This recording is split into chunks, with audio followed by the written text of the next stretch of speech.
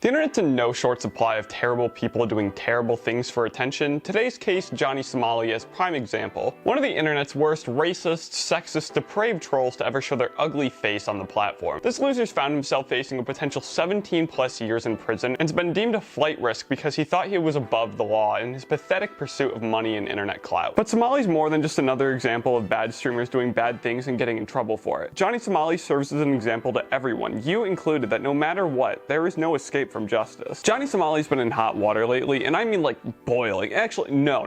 He was in a pot of gasoline and then dropped a match on himself because someone said they'd super chat $100 if he did. When you think of shithead streamers, you probably think of him, or at least some of the stuff he's done without even connecting his name to it. Like me personally, I knew about all the stuff he did, but never actually put a name or face to all of the stuff before like researching for this video. And then I saw it and I was just like, oh my god, it's that guy. Every time I saw something that he did. To give you all the same mental connection I had, Johnny Somali is a guy who goes around South Korea picking fights with people while day drinking, blasts racist music on subways, which I snagged a little clip of here. Yo, what's up?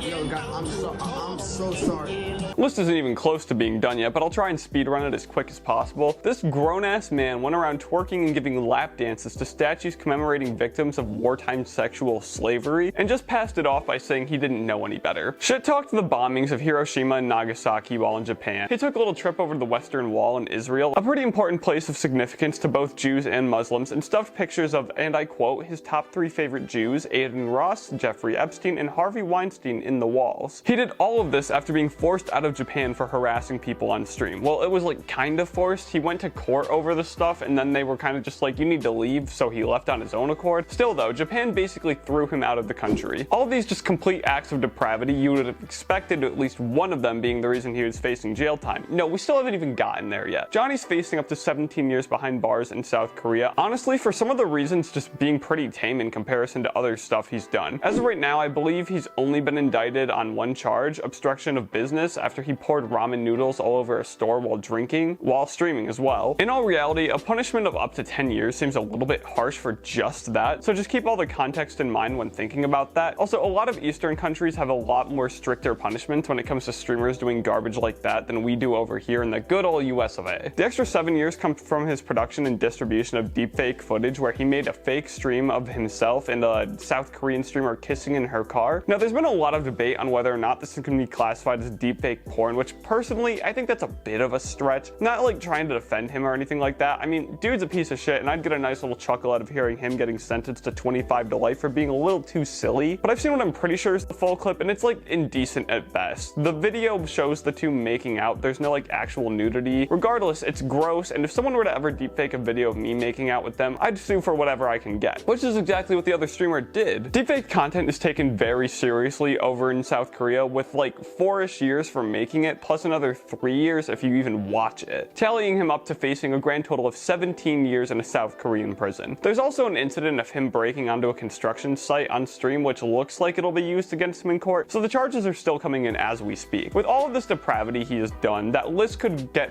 pretty freaking long. Most recently, in the pathetic downward spiral Johnny calls his life, he's making the claim that he's going to be able to dodge out of facing jail time in Korea and get back to his sad life of streaming over in the US. See, I just don't think that's going to be the case, and it's a real failure on the US's part if he does. South Korea put a travel ban on him when they indicted him, so legally he's not allowed to leave Korea. The only reason he'd be able to is if the US says that they want him back, because technically he's still a US citizen and we've got a lot of precedent of pulling our guys back over here when they commit crimes in other countries. I wouldn't say all hope is lost for him dropping the soap in Korea though. The US has to actually want him back, and with so many YouTubers and streamers like Mr. Beast and Jack Dorothy, I still don't know how to pronounce his last name. There's a good chance the US government might just keep its mouth shut and just let the Koreans do whatever they want with him. Which, good, let him ride. He's earned it. Like, could you imagine being a relative of someone like commemorated for being a sex victim in like wartime and having to watch this complete loser twerk on the only memory of someone before you? I'd like completely lose it if that was me. I feel like any normal person would there. Off topic, only like 0.8% of viewers who watch me are subscribed to me. If you don't think my my content sucks, you know, do me a favor. I'd love to see more of you faceless internet people stick around. I'm new here on YouTube. This is literally like my 6th video, so your support would be super welcomed. All this Johnny Somali stuff, like every case of internet drama, gives everyone watching, yes, you too, something we can learn from. No one's above the law. Not you, not me, no one. The era where streamers could get away with this type of disgusting crap is over. Most first world governments have caught onto it and put laws in place to handle situations and terrible people like Johnny Somali. But all the time, we still see people go and do horrible things just like what he's doing. Sometimes it takes a bit of time for the law to catch on to them, but eventually everyone ends up getting their just desserts. Dread it, run from it, do whatever you want. You're not above the law in any case. It can be hard sometimes seeing people online or in our real lives just doing completely terrible things, but every action has a consequence no matter what. Sometimes it takes a little bit for the consequences to hit, but they always do. It's just a matter of time, you know? The point is, don't ever give up on justice, whether it be legally or in whatever goes on in our own day-to-day lives. Good always wins. It only stops winning when we stop believing it does. Hold on to hope that the world is good, because if shitheads like Johnny Somali can find their way to having to face consequences of their actions after so much time doing terrible things, then I have full faith that people doing terrible things in your own personal life will come to their own form of justice too.